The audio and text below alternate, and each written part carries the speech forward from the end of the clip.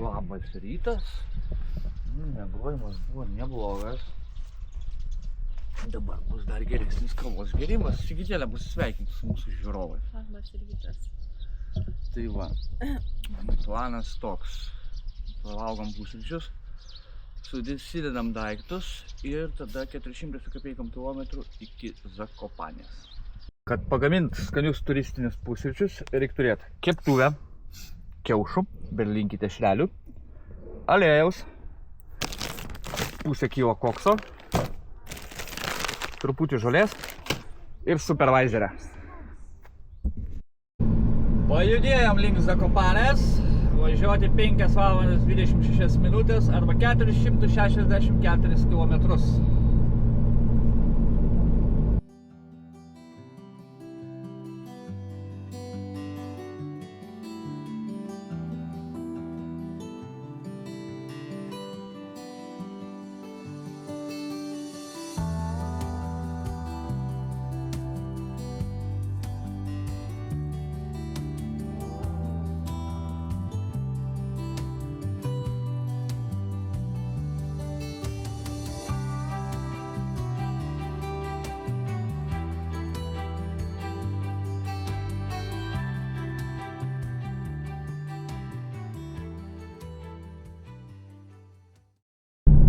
Gerbėmieji, 4 minutės iki kempingo.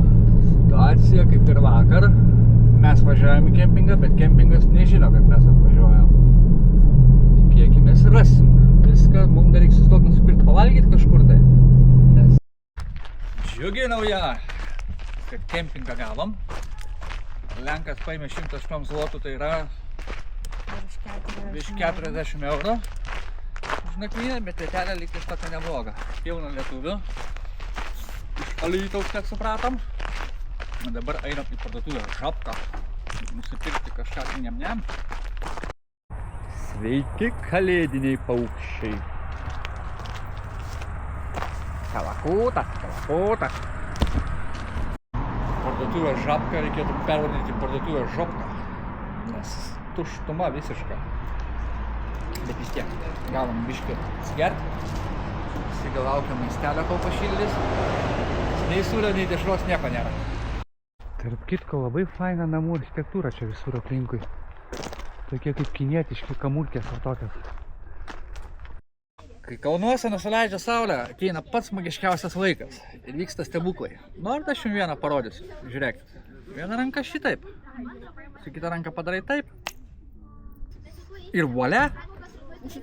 Ką mes turime rankoje?